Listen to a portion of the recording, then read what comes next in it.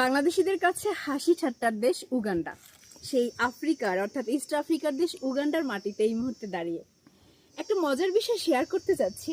তা হচ্ছে এই দৃশ্যটি। জাস্ট ভাবুন তো, কত সুন্দর একটি দৃশ্য। রাস্তা দিয়ে যাচ্ছিলাম, হঠাৎ করে চোখে পড়লো এটা। আর তারপরে জাস্ট এইভাবে গাছে কলা পেকে আছে। এই রাস্তা দিয়ে অজস্র মানুষ যাওয়া আসা করে, কিন্তু এই কলা কিন্তু কেউ খাচ্ছে না বা নিচ্ছে না, কারণ এই কলার যে মালিক সেই হয়তো নিবে বা খাবে।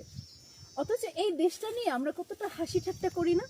কালো কালো, তারা ভালো না, ডাকাত, আমাকে অনেকে অনেক রকম সাবধান করেন।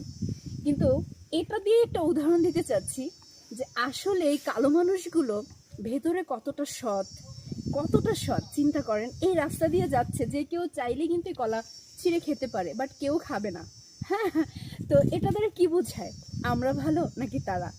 কম্পেয়ার করছি না নিজের দেশের সাথে, কিংবা নিজের দেশকে ছোটও করছি না, বাট বাস্তবতাকে তুলে ধরছি যে আমরা যে কোনো একটা দেশ সম্পর্কে বাজে বাজে মন্তব্য করি, আসলে তাদের সম্পর্কে কতটা জানি এবং বুঝি। কি এরকম দেখে ইচ্ছা করছে না খেতে, একদম গাছ থেকে মানে ছিঁড়ে তারপরে পাকা কলা? বাট খাবো না আমরা, কারণ এটা আমাদের না, এখানকার মানুষ এভাবেই প্র্যাকটিস করে। আলহামদুলিল্লাহ।